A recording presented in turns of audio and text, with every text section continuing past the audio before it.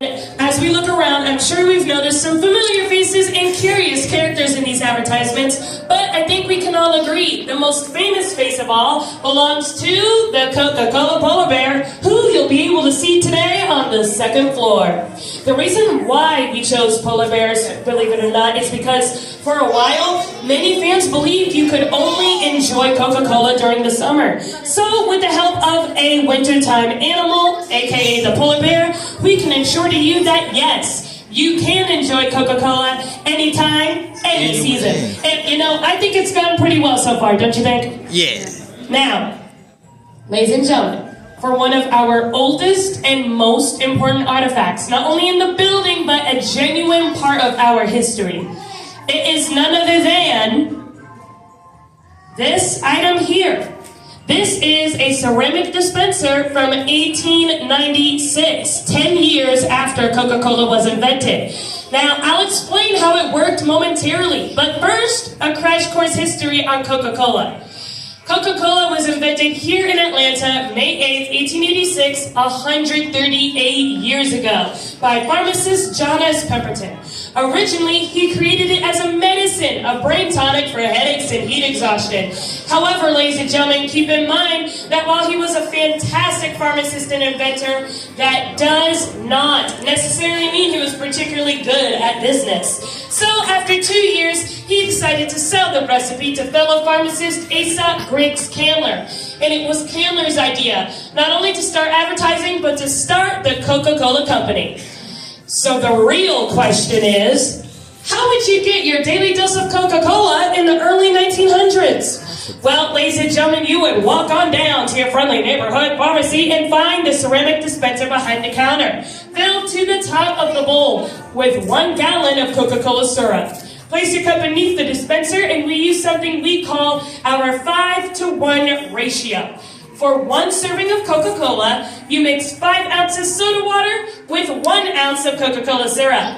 Of course, we still use this ratio today. Think of our 6-ounce cans. And you mix it all together in order to have yourself a nice, delicious, refreshing cup of lukewarm room temperature Coca-Cola.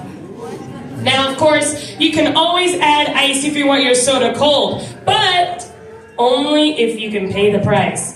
Keep in mind, ladies and gentlemen, there was no refrigeration yet, and so there wasn't no refrigeration yet at all until the mid-1900s. And so until then, ice was considered a luxury product you had to pay for a penny per ice cube in order to get your Coca-Cola cold, which could easily double or triple the value of your soda, as back then a single serving was only 5 cents each.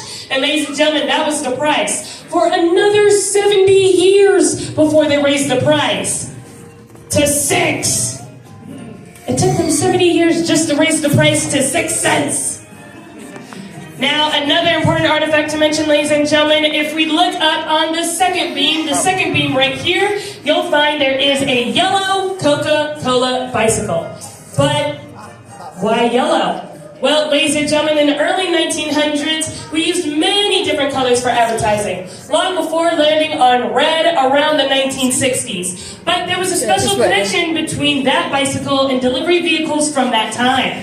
That's right. They were yellow. If you saw any Coca-Cola vehicle painted in yellow, that meant it was specifically a delivery vehicle, bringing your neighborhood area fresh Coca-Cola to enjoy.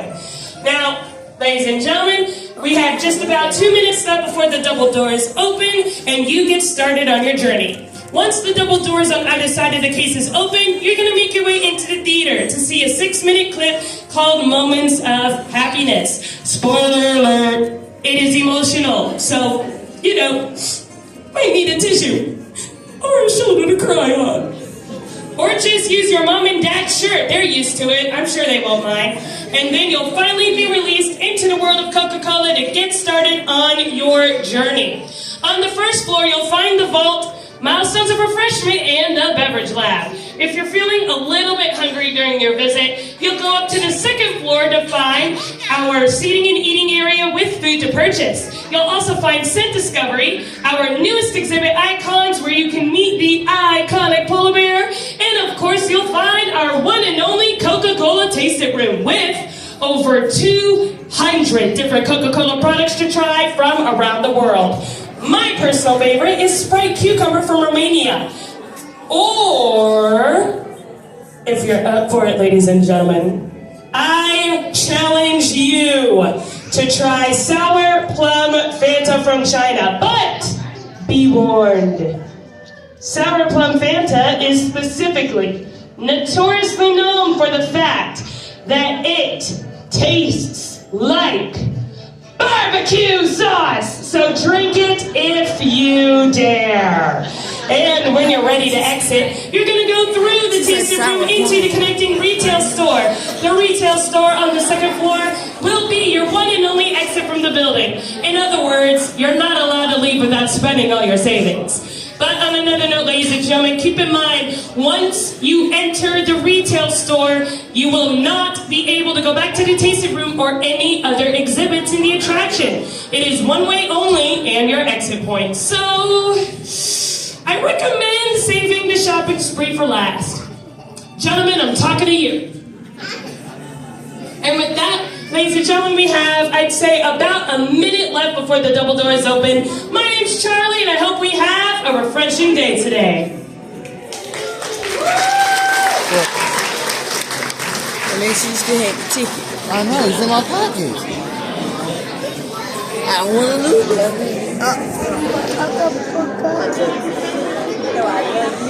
I'm going to put it to the front. I wish you would. You come there and get your ticket.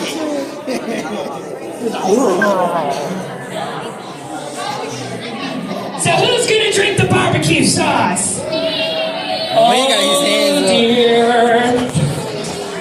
What's he saying about no Coke?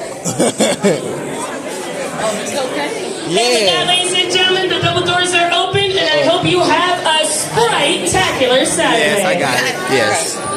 It's a video. Now, ladies and gentlemen, unfortunately, I recommend moving quickly as the double doors are on a timer and will close on their own. Once again, ladies and gentlemen, please move all the way down and through the double doors. All the way down, guys. All right. My favorite roll happens to be the 45th row. That's the best Spanish spelling house. No bottle cap. No, we're going to You want to set the Please avoid the blue seats, guys. There's for ADA and handicapable patients. Plenty of red seats available. Your exit out the theater will be through the front of the theater. That makes your seat selection a lot more helpful. Also, if you are sitting on the end, please leave some room for your neighbor. You don't want to have to abruptly get up. Have to be nice and comfortable. So prematurely already, leave some room for your neighbor. Come on now, guys. Plenty of seats on both sides. I see them from where I'm standing at. Please avoid the blue covered seats. Therefore, ADA and handicapable patrons only. Plenty of red seats available, guys. Your exit throughout the theater will be through the front of the theater. That makes your seat selection a lot more helpful. Want to go in here? There you go. Perfect.